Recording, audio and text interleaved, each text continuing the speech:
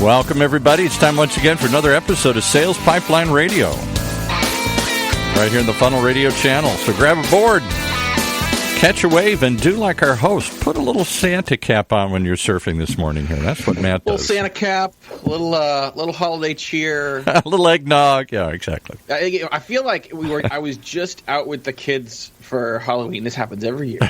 We're just doing trick-or-treating, yeah. And then all of a sudden I was late ordering my turkey. And now, a couple days ago, my wife and I went, and to try to get, gifts for the kids. And, we go, because Toys R Us is closed, we have to go to Amazon. Right. And you already, some of the popular gifts, you can already back ordered until January. So we're already behind. It's going too fast. Thank goodness you're always ahead of the curve, though, when it comes to this show. Well, I wouldn't say that every time, Paul, as you well know. But we are excited to have everyone join us again here for another episode of Sales Pipeline Radio. Thank you so much to everyone who is joining us on the live feed. We are here live every Thursday at 11:30 Pacific, 2:30 Eastern, as part of the Funnel Media Radio Network. So thanks for listening to us at work. For those of you that are joining from the podcast, thank you so much for subscribing. I think our numbers have grown more in the last 8 months, Paul, than the first 2 years and 4 months. It's been pretty exciting to watch the hockey stick. Thanks so much, everyone, for joining. Very humbled by the audience that we have now. And if you like what you're hearing today, if you're hearing this for the first time or maybe the second time, you're wondering what else we've been up to, we're coming up on beginning year 4 of doing Sales Pipeline Radio. You can find every past episode of Sales Pipeline Radio, every past, present, and future episode of Sales Pipeline Radio. I tried to keep them out of the studio, but the crowd is just out there applauding. Nice. You've got the sound effect board. That's fantastic. Yeah, we find all those episodes on salespipelineradio.com. Every week we are featuring some of the best and brightest minds in sales and marketing, especially in B2B. Today it's no different. Very excited to have with us Anil Kaul. He is the CEO of AbsolutData. And Anil, excited to have you here. My first question actually is, you go through sort of your resume and what you've done. You have a PhD in marketing from Cornell University, and you don't see a lot of doctorates in marketing. Tell me how that came about, and what was your dissertation? What did you study? Very happy to be on the show. Yes, well, there are a few people like me who like marketing so much that they decided to do a dissertation in it. Right? So marketing was something that always fascinated me, and I wanted to understand how could you use data to do better marketing, which is quite a rage these days, but when I was doing my PhD, it wasn't as much. And I actually focused on how to build pricing strategies with data. So that was what my marketing thesis was all about. But I think more importantly, it was just me learning how do you use data to make better decisions, whether it's marketing, sales, or any of those areas. Well, I think we take that for granted now in marketing, that data is so important. But, back in 1995, especially in B2B, not something that was thought of a lot. Talk a little bit about that journey and how you've seen that evolved. I mean, you've been running AbsolutData for, many, many years now and seen that there. But in your time back at McKinsey and, as you've gone through your marketing career, talk about the evolution of data from when you started to where we are today. The evolution of data and how it gets used has been super fascinating. And I fortunately have had kind of a frontline view of all of that. When I started my career, data analytics used to be something sitting at the back of the office. There would be 2 nerdy guys doing something on a computer, and the rest of the people had no idea who they are and what they do. Mm-hmm. And I think I've seen all of that grow, come to the front, and now you have entire companies, entire industries that are getting completely disrupted, changed, transformed because of data and what data enables you to do. So that's been a very exciting journey. And, in fact, when I started my career, that was what I saw and I thought would happen. When I was at McKinsey, I could see very clearly that the work that we were doing there entailed a tremendous amount of data analysis, and a lot of times just bringing data that the clients hadn't looked at, or sometimes had it and just hadn't realized that they had the data. Now that is becoming mainstream. Today, when I sit in an Uber and somebody asks me what I do and I talk about AI and data analytics, we have a very interesting discussion. That wasn't the case even 5 years back. So I think, now data is become central to what is happening in marketing and sales, in a lot of other areas of the world as well. So let's talk about artificial intelligence, because I think this is where we went from using data quite literally and quite directly to now using information to make conjectures and to create new experiences for customers. I think maybe 5 years ago, the big buzzword in B2B was maybe social selling, social media. A couple years later, account-based marketing. And then we started talking about AI. And I think there's been a lot of interest in artificial intelligence, a lot of discussion. I think, inevitably that sort of initial frothiness turns into what exactly is it and how do we use it? And you guys really have at AbsolutData been at the forefront of this. Talk about what AI means to you and what are some of the practical applications that can help more marketers and more business leaders wrap arms around how to leverage it. Great. AI is actually something that's been around for a long time. I personally got introduced to AI in 1992, and I tried using AI at that point of time when I was in my PhD program. I tried using AI in 97, 98 when I was at McKinsey. So it's been around. However, the challenges in the past had been that, all the things that you needed to come together, which is large amounts of data, computing power, and some advances in, making the computing cheaper. I think those are things that were missing. And today, all those three things have come together, and AI is suddenly very powerful. Now, of course, the question is, what really is AI? So if you think of AI, it's essentially getting machines to act like humans.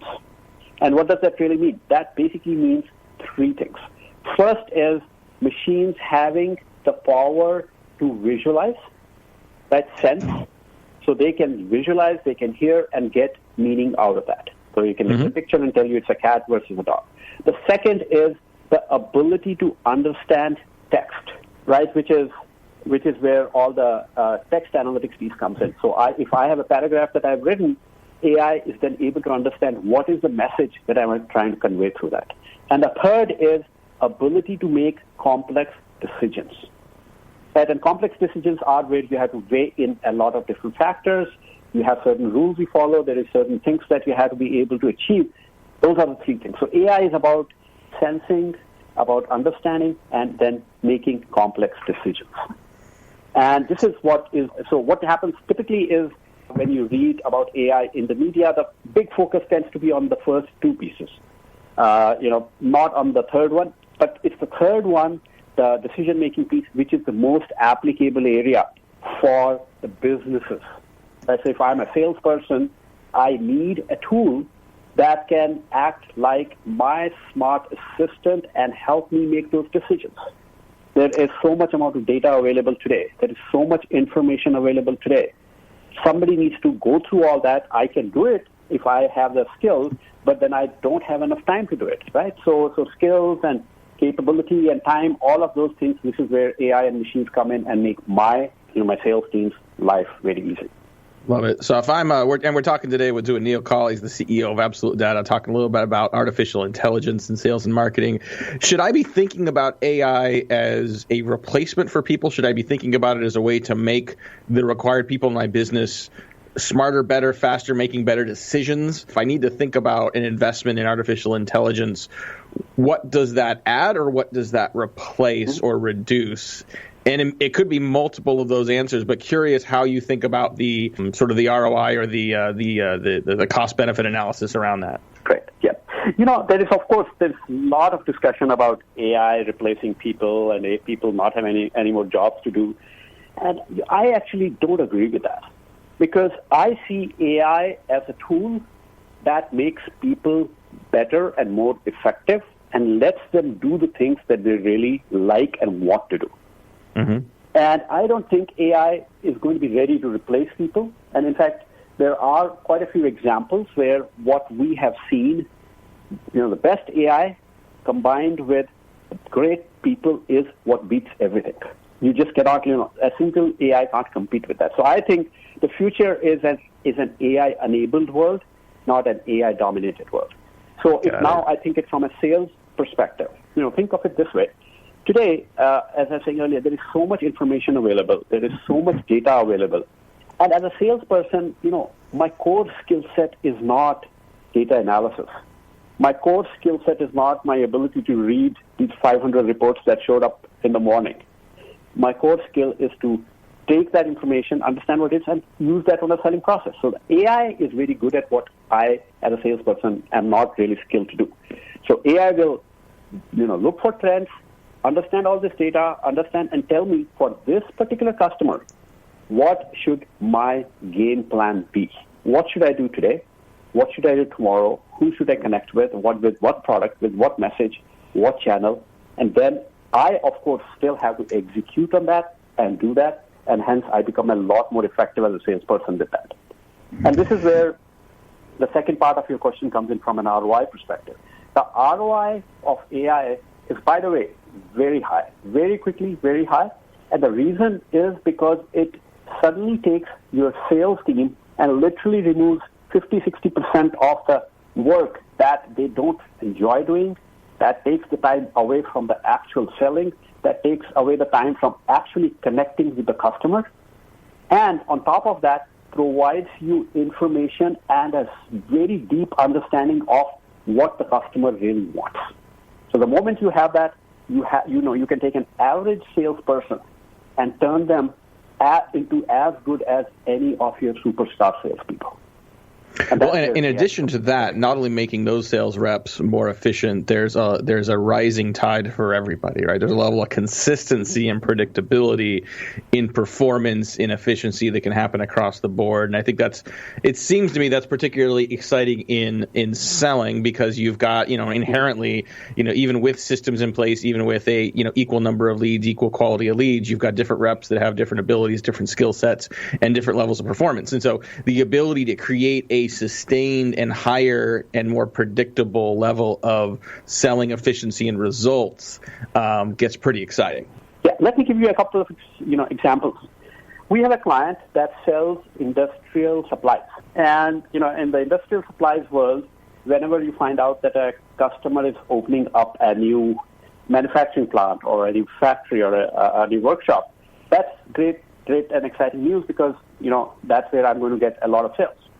What we found through the AI solution was that the best time to call was about 6 to 8 months after the announcement of a particular plant opening. Mm-hmm. Now, what was happening in the real world?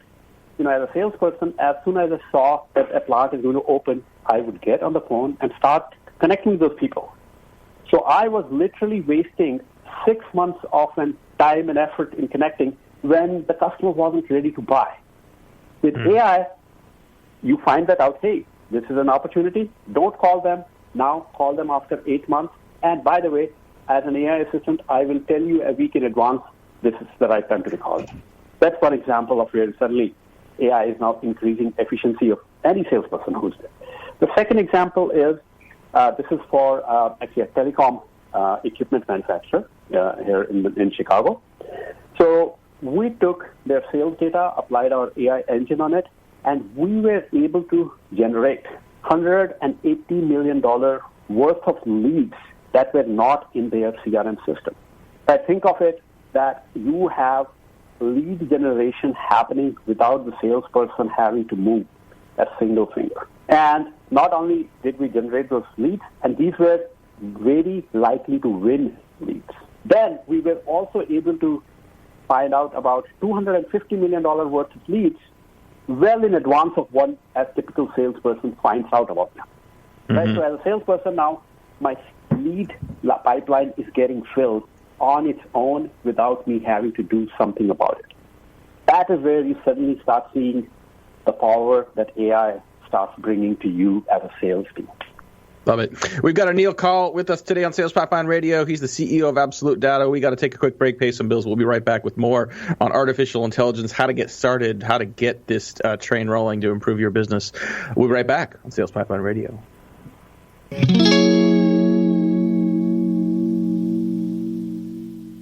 The way we do business is advancing faster than ever before. Yet amongst the disruptions, there's one pillar that stays standing through it all: the power of a relationship. Relationships are at the core of everything. So how are today's organizations developing, nurturing, and leveraging them to drive success? Join Matt Heinz and Sigster's VP of Marketing, Justin Keller, for the on-demand webinar, The State of Relationship Marketing. and learn how your team can bridge the gaps between relationships and revenue. Listen now at HeinzMarketing.com. That's HEINZ Marketing.com.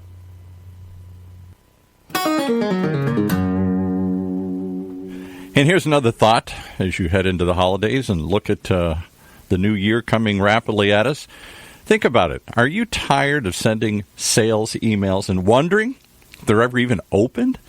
Forget about reading them. Did anybody even open them? Well, if so, you need MailTag. MailTag is a Chrome browser extension for your Gmail that allows you to track your emails in real time. You receive alerts right away on your desktop as soon as an email is open. And as a special thank you for being a listener to this show, we've teamed up with MailTag to provide you guys with a special discount on a future subscription. Think about this. Could be something to start the holidays or something to give one of your employees or friends or vendors. Might be something that would put you on their radar for the next year. If you're interested, you can use the promo code Heinz, H-E-I-N-Z, and you can get 50% off for life. Not just for a year, but for life. So be sure and check out mailtag.io to start your completely free 14-day trial. Check it out. See if there's something you can use. No credit card required. And if it is, use that promo code Heinz and get 50% off for life. That's just smart for the holidays. From the man who brings us all sorts of smart ideas, Matt Heinz. Every once in a while. Thank you, Paul, and thank you so much for our sponsor, Sales Pipeline Radio, mailtag.io. I can't recommend them enough. And I think oftentimes you think about, okay, if I'm in sales, I want to see open rates and click rates and see that activity on my emails. But if you're business development, if you're trying to get any kind of engagement with a prospect and trying to figure out who to call back, it's a great tool to use. Yes, Paul.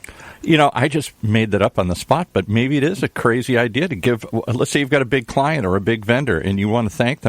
Don't just give them a bottle of wine or a gift certificate.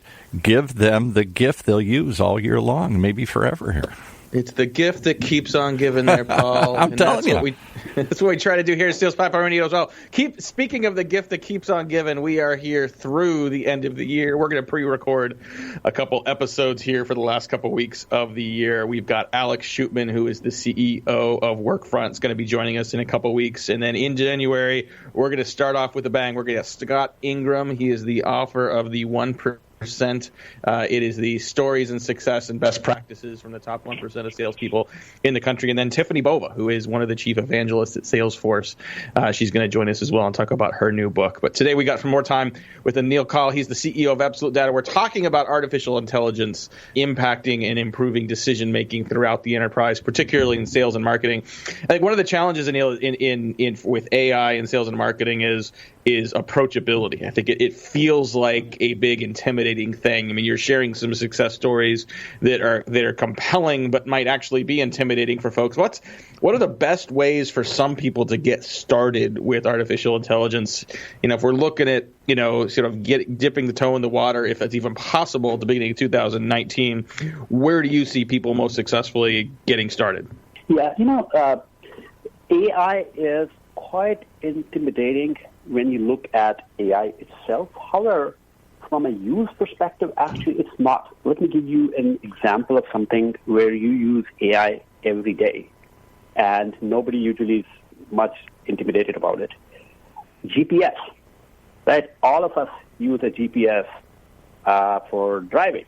Now, behind the GPS is a tremendous amount of data. There is a huge amount of AI that in real time tells you what route you should be taking as you go from point A to point B. And good AI solutions are built exactly like the GPS. And that's, by the way, what we do at AbsolutData as well. That's our focus. Because as a salesperson, I don't want to give you something where you have to spend hours learning how to use. It should be something that exactly like a GPS tells you where you are on your sales process and making your sale, and what you should be doing next to get to that end point of signing that account, signing that big sale that you want. So, the AI products that have been designed well, and there are, by the way, quite a few of those out there, they make it very easy for the user to use it. So that's the first thing. The second thing is, how do I get started? Now, as an organization, I have a very long answer about what to do that. I won't get into that. I will focus more if you're a salesperson. There are quite a few tools out there that help you with, automating some of the easy tasks that you have to do manually otherwise. You can, for example, I'll talk about one of our pieces here. We have a tool which captures all the news about a particular account that you have, goes through the news items and figures out the ones that are relevant to you for your selling. So, for example, if you are selling a sales tool to a client, to, let's say, FedEx, if I'm selling a sales tool, I don't want to hear about FedEx, doing something on their back end, on their freight. I want to focus on the things that are related to sales. So what this tool does is it reads all those articles and only gives you the ones that are relevant from the sale that you're going to make perspective. So there are a lot of tools like this that are available that you can sign up, test it, because most of the time they're relatively quick to build, they're quick, they're cheap to test, and you can start learning. As I said, think of AI as your assistant. Think of these tools starting to become your assistants in helping you do some of those tasks and some of those things that you have to do to become more effective as a salesperson. Got it. Well, we are at the end of 2018. We're not going to get into prediction time, but I want to sort of go back and say, okay, if we were a year ago, what are some things this year, Anil, that have surprised you in B2B? What are things that you've noticed that you didn't expect that you think might have an impact or have implications for sales and marketing leaders heading into 2019? I think, the most surprising thing for me has been how quickly sales and marketing leaders have adopted the idea of getting AI in. It's not in there in most of the places. However, I think, in the beginning of the year, the big challenge was going to people and saying, hey, you should be thinking about AI. Today, the challenge is not that anymore. It is about how to do it. And I think that, that's a very disruptive change. That's a big change that's happened in lots of industries. And that I was very surprised. I thought it'll take a couple of years before people will get completely convinced they should do that. Today, the challenge for us is just managing and maintaining all these people who are coming and saying, help me do it. I don't need to be convinced anymore that I should be doing this. What are some mistakes people make when they get started with, we talked about some of the best practices of getting started, but what are some mistakes you see people make that keep them from seeing the success that they want with AI? I think the biggest mistake that people make with AI is they think to solve my business problem, I need AI. By the way. I think that's the biggest mistake, and I'll tell you why I'm saying that. You do need AI, so I'm not saying you don't. However, you actually need three other things along with AI. You need to have great AI that has, analytical models built behind it so that it can actually solve your problem in an efficient manner.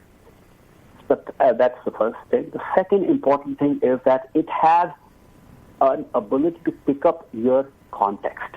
Because AI, by the way, is very good at making recommendations, very good at telling you. It's really bad at picking up context. So what happens is if you haven't built the tool in a way which is able to pick up your context, right? It's if I'm a salesperson, my context. It gives you recommendations that don't make sense. It tells you to do things that are not right. So building these AI tools without, the right analytical models, without the right context, and then finally putting the technology in a way and building a solution in a way which is easy to use. It is not something where the person who's using has to do anything beyond asking a question and getting an answer. I think those are the kind of mistakes that I have seen, that we have people who make this great AI model, but when the user goes and they look at this interface and it's like, oh my God, I don't know what to do. I need 20 hours of training before I can use that. You lost it. It's not going to happen. True. I think those are... Wrapping up here, last couple minutes with Anil Kaul. He's the CEO of AbsolutData. First of all, Anil, where can people learn more about AI, learn more about AbsolutData, and especially just to sort of go deeper on sort of the why AI and how AI on your website? Yeah, so on our website, if you go to our Navik AI, which is the platform that we have built, that section, there is actually a lot of educational material that we have put. In fact, my job today is basically education, because everybody wants to know, explain to me what is AI in simple terms, what can it do for me, and how do I go thinking about it and adopting it in my organization, in my day-to-day life. So we put a lot of educational material on that. If anyone has any questions on that, I am always happy to have conversations on those things. And I write a blog. I publish quite a bit about AI. In fact, I just published an article talking about how you can have dynamic playbooks for your sales team using AI. So there's a lot of information available out there, which is very useful, and happy to share that. Love that. Thanks for doing that. That article on dynamic sales playbooks with AI, definitely worth reading. You can find that on the HubSpot blog. Go check that out. Well, I want to thank our guest today, Anil Kaul. He's the CEO of AbsolutData. Some good insights into AI, and I think there's a lot of frothiness and a lot of words used around AI, and I think a lot of people are asking the question reasonably of, how do you translate that into some real value for sales and marketing? I think we got some good ideas here today. If you want to share this episode with others on your sales and marketing team to help further demystify artificial intelligence for sales and marketing, we'll have an on-demand version of this webcast, this podcast up on SalesPipelineRadio.com in a couple of days. We'll also have a transcript with notes and links to AbsolutData on our website at HeinzMarketing.com here in about a week. Thank you very much for joining us. On behalf of my producer, Paul, this is Matt Heinz. We'll see you next week on Sales Pipeline Radio. You've been listening to Sales Pipeline Radio, brought to you by the good folks at Matt Heinz Marketing, right here in the Funnel Radio channel for at-work listeners like you.